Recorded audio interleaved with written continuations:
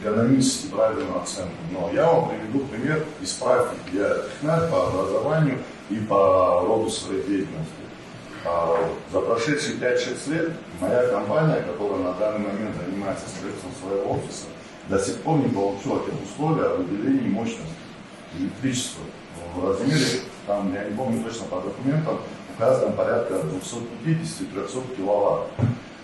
Насколько я понимаю, любая проектная документация необходимая составляющая любой проектной документации, это в том числе технические условия на получение электричества. Вот вы говорите о 100 тысячах апартаментов. Если мы вспомним Советский Союз, трехкомнатная квартира в Советском Союзе, по-моему, мощность выделялась по где-то порядка 2,5 киловатт. 4. Нет. Не буду спорить, пусть будет 4, 7 точно не было, и 5 тоже под большим вопросом. Был, правильно вы сказали, холодильник, несколько лампочек, на этом все заканчивалось. Был советский газ, советская горячая вода и советское отопление. Это были плюсы Советского Союза. Я должен тебе тоже. Но у меня я застал этот момент. Нет, я извиняюсь, можно я договорю? Я просто потом забуду все, что сказать хочу. Я застал эти золотые времена, я намного моложе вас, но тем не менее я застал и горячую воду, и отопление. Да, были перерывы, перебои, но оно было. Это позволило выделить там порядка, я помню, могу ошибаться, там 3-5 киловатт на квартиру. Сегодня у нас по заявлениям руководства Черноморэнерго порядка 100 тысяч домовладений. То есть это и квартиры, и частные дома. Если мы, как некоторые докладчики, это я сейчас, это не сегодняшние докладчики, и не буду сейчас на персонале переходить, говорят о том, что мы готовы выделить до 10 киловатт на каждое домовладение. Я думаю, путем простейших там арифметических действий мы получим мощность, которую Индургэс не вырабатывает. То есть это порядка гигаватта электричества, которого у нас априори нет. И вот у меня возникает вопрос. Вы говорите, что это второстепенная составляющая.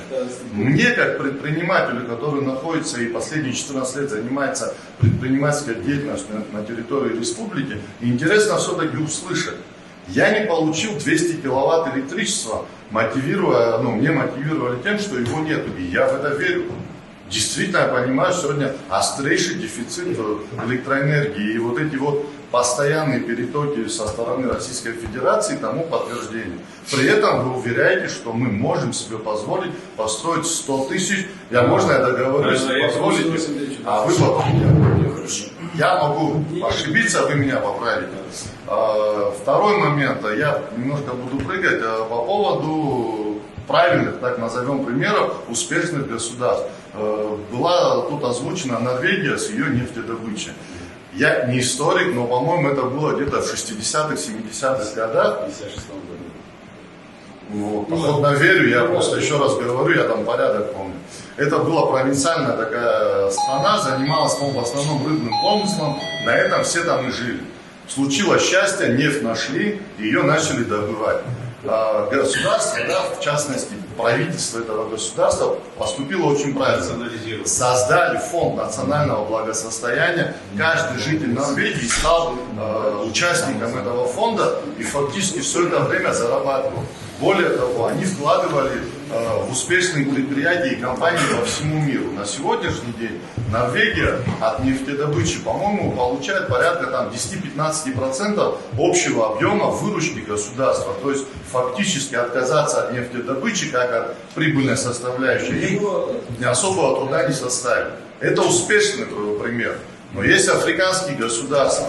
Африканский вообще континент, да, Африка, одна из самых богатейших, если в общем взять, по количеству полезных ископаемых из всех континентов. Но при всем при этом там есть государства, у которых руководители, или царьков, так назовем, иногда с населения съедают. За то, что они их доводят до такого состояния. Я к тому, что мы по какому пути успешного государства пойти хотим. Сейчас идем по африканскому. Вот я про это и говорю. То есть у нас порой такие дикие ситуации происходят. Теперь по поводу инвестиций. Я полностью с вами согласен. Не могу привести пример. Это моя деятельность. 14 лет я занимаюсь тем, что я и мои партнеры, мы фактически собственным трудом, да, вот своими руками, мы делаем то, что вот на сегодняшний день там у нас, скажем так, к чему-то мы пришли, что-то получилось. Без единого рубля, внешнего рубля, без чьей-то помощи, без кредитования там и прочих субсидий. Мы гордимся тем результатом, которого мы добились. Я понимаю, что если бы у нас были какие-то вот так называемые длинные деньги, мы бы эти 14 лет, наверное, максимум в 4 превратили. То есть мы бы совершили вот этот временной скачок. То есть это я понимаю, но мы должны понимать и другой факт. Инвестор это вот не мессия, которая спасет нашу республику. Любой инвестор это человек, который, он не то что планирует, это в принципе нормальная ситуация. Он хочет свои деньги как можно правильнее куда-то пристроить, чтобы получить с этого максимальный дивиденд. И вот когда мы говорим об инвестициях, по-моему, очень правильно, взвешенно подходить к этому вопросу. Не в формате, что вот этот человек, он нам хочет какие-то там, не знаю, инвестиции в Абхазию там привлечь. А для чего он это сделать хочет? И что он с этого хочет получить? По-моему, это очень важный вопрос. И вот у меня по поводу, кстати, вы еще затронули один вопрос, который близок к моей деятельности. По поводу безопасности на дорогах. Вы говорите о том, что решение всего это камеры, которые будут размещены там на расстоянии по 500-700 метров.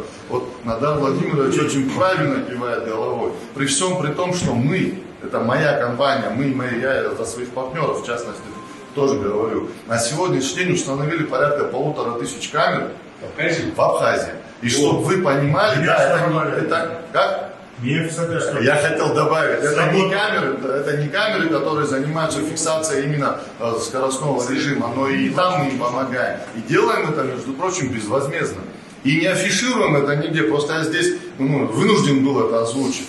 И о каких деньгах там идет речь, это тоже не важно, потому что мы считаем себя патриотами, и мы тоже думаем, что это привнесет определенную толику безопасности. Но там надо ломать именно сознание людей. Это никак. Во-первых, нету понятия неотвратимости наказания. Нету фактически, тут даже если говорить о дороге, нету понятия вежливости на дороге. Вот эта вот безнаказанность, она в принципе побуждает и провоцирует все остальное. Это все производные того, что последние 30 лет копилось. И не важно, понимаете, камера там стоит, сотрудник правоохранительных органов там стоит, лежачий полицейский лежит или еще куча ям на дороге.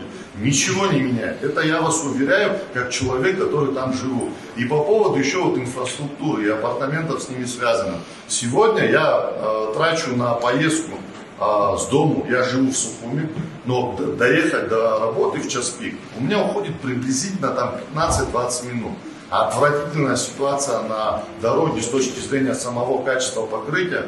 Куча лежачих полицейских, подтверждающих несостоятельность вообще самой. Тут даже вопрос не к правоохранительной системе, а наверное, коммуникация между правоохранительной системой и гражданами.